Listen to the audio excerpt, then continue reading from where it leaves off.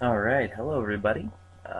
Colin Blakely here once again, and we're doing the last of the week 2, assignment 2 video critiques here. We're looking at Toni Davis's work, and yeah, as always, we're going to evaluate the images as images, and then we're going to look at how well they work in terms of the requirements of the assignment. So, I'm just going to jump right in here. Alright, now of this first group, I think that this is probably the most successful. A couple of good things going on that I think are really working here. This one is probably the best exposure. Like a couple of these are just a little bit on the dark side. You can see, I mean, just looking at the difference between the four that are on the screen, you see that like this is essentially like a mid-tone here, and this is mid-tone almost going into highlight, like a right in there. On here, it's almost like mid-tone going into shadow, so it's a little bit dark on all these, except for this one. It's like you just caught a little bit of well, I guess probably not more light. I would say maybe it's just a better exposure. Possibly when you were metering with this, you were trying to get or your meter might have been tricked a little bit by just how dark this thing is. It might have tried to push it down more towards a shadow, push it into shadow values, whereas here this to me looks a little more accurate in terms of exposure. And then again we have this, which looks about right. It's just about a mid-tone. And then also just the way, the angle at which this is photographed. You sort of have, if you want to imagine those rule of thirds lines here, this is just a little bit better in terms of that. The angle's a little bit better, so you sort of have this leading in, this line leaning back into the circle here, which again sort of leads your eye back here. So you have like kind of a nice circular, almost like curly pattern that this is sort of causing your eye to do. It's sort of making a circuit there. That's nice. That's visually pleasing. And I think, yeah, of the group, I think that's probably the best one there. Excuse me. This is definitely too dark. I mean, we're almost losing the detail of that, the B there from the beats. In terms of these, I would say I think that this is probably better as a vertical. I feel like probably this is your best shot of the group, because you have, I mean, again, looking at the rule of thirds, you have this oval that pretty neatly crosses that line, and then again down here the exposure is the best of the group, and I just feel like this fits better into a vertical image, possibly simply because of the shape. It's more of a vertical shape than it is a like it has more length this way than it does across. I feel like it just is, it fits better into the frame vertically. I do like this. I actually think this is a nice detail. Sort of the wicks there are pretty, I think this is probably where your focus is highest. Even this is starting to look a little bit soft to my eyes, but again, this is nice. You filled the frame up really well with this oval, and then you have some nice details there.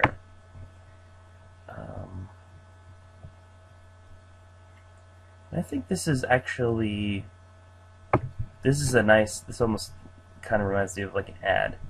Although I don't know, maybe, I don't know if I want the numbers on the weight to be, like, if I want the weight to be turned once more so that these numbers, instead of being down, are actually up. Although they do look good in this. Like, they're getting enough, again, it's a better exposure, they're getting enough bounce off of the table that they're lit up enough, you get good detail in there. And like these, I feel like the exposure is maybe a little better on the hat, but I feel like overall this is a better exposure because you're not losing any detail. These aren't getting pushed up too high into highlights, like they're still good midtones, and yet you're getting this nice sort of detail on the edge of the numbers. But I think this is actually pretty well put together. Again, I'm just kind of throwing ideas out there with, like, the 15s could be up here. I don't know. It's a thought. Having not actually being able to see it, I couldn't tell you if it would look better, but it's something to think about. Like maybe you shoot one this way and you shoot one that way, and then it's just another option that you have, and you can go, okay, I like it that way, or I like it this way. But I think that's probably your best both exposure on this and your best composition. Although composition is pretty similar in all of them. It's pretty tight. You have the slight, this side being slightly closer, which I like. There's sort of the implied line of the grip there. Yeah, I think overall that's pretty well put together. You've filled the frame up nicely. And this, okay, we got a bit of what they call a Dutch angle. And those of you who have your laptops, I turned mine on the side earlier to look at this, so I think actually of these, the one I found most successful is this one, the one that actually has the least angle. The angle, I feel like I think this is a good balance. Like if you're gonna do the angle, like it's enough that you get like a slightly different perspective on it, but it's not so much that you start to feel like the glass wants to tip over. Again, that's just something that you can kind of play with. Like too much of an angle, especially on something like this, and it does start to it creates a sort of visual tension.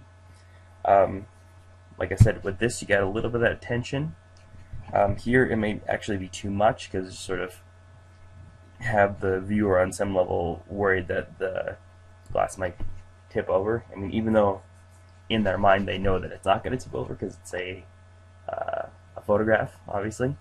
I think there's a way that you can play with that where you can have enough of that you sort of get that idea without pushing it so far that that it becomes like a thing where the viewer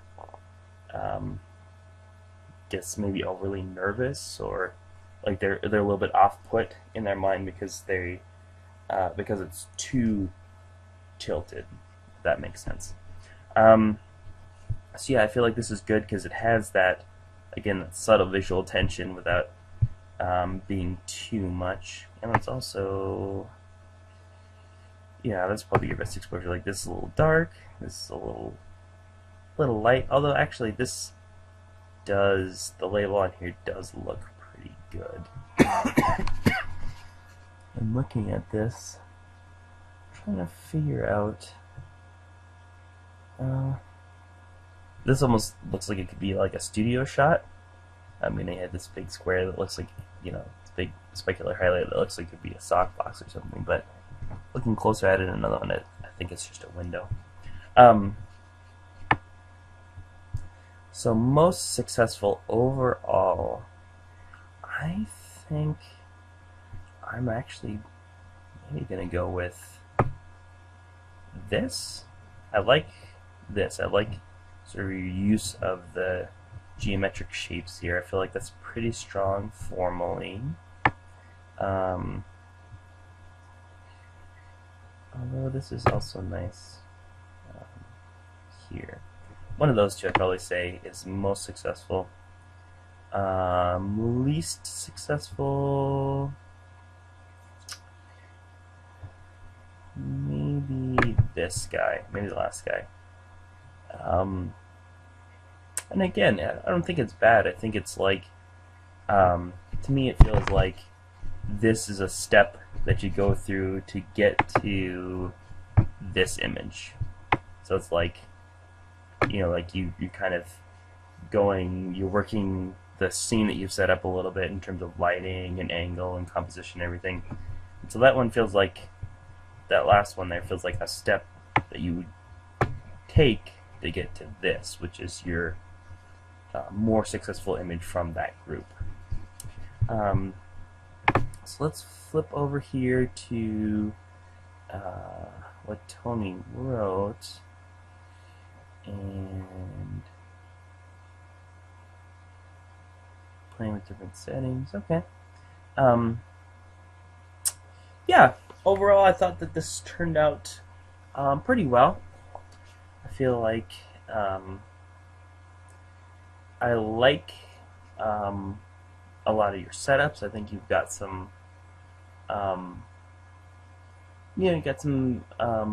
fairly simple scenes in terms of the way that they're set up, but I don't think that's bad at all.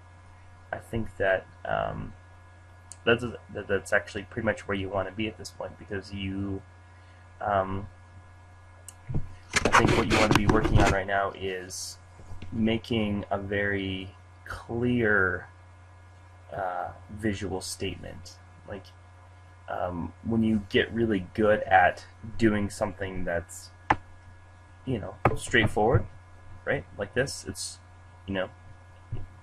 a few images, a few not images, a few objects put together in your image.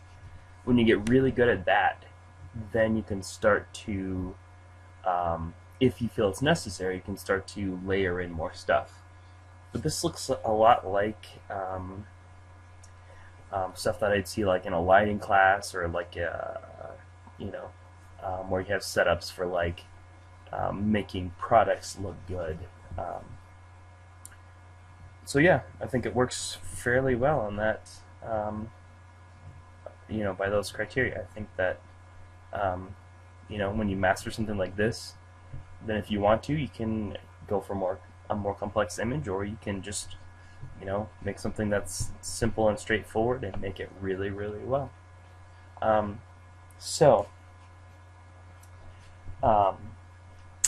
Yeah, nice work. Oh, and I feel like I kind of forget to do this, but going through here, everything looks, more or less where it should be. I think maybe a little bit of what's happening here is, you have your ISO 2000, your ISO 100. So you've got high ISO and low ISO. Sometimes if you're not really careful, this will happen where you get your low ISO gets a little underexposed and your high ISO gets a little overexposed.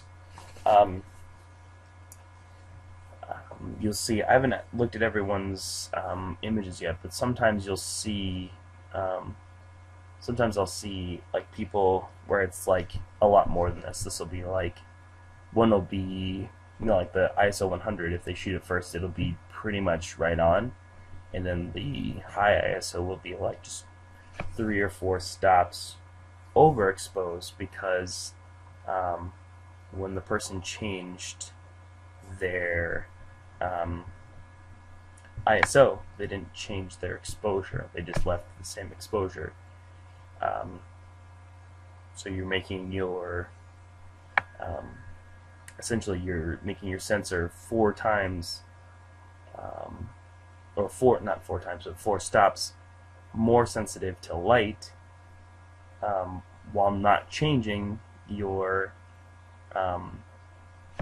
settings, your f-stop and shutter speed, you're going to end up with something that's 4 stops, 2 exposed. But yeah, no, overall, they're nicely labeled, and they pretty much, with the exception of something like this, they pretty much look like what I'm expecting to see here. Again, you're getting just a little bit of it here. It's like maybe not even a full stop difference between this and this, in terms of like this is just like a half stop over, and this is like a half stop under. But yeah, overall, I think Toni did a pretty good job. So, coming up on the end of this video, I'm just basically looking around the room. Okay, so the word that you want to post below this video to let me know that you watched the whole thing is toothpaste, as in what you put on your toothbrush to brush your teeth. And as with the other videos, it's something that is on the floor in the room I'm in right now, kids' toothpaste, because my kids are really good at taking their stuff and putting it all over any space I'm trying to work in. So, toothpaste, Toothpaste. Just go ahead and post that. Feel free to use it in a sentence if you want to, because I always think those are kind of funny. Alright, well, thank you for watching this video. We'll see you again real soon.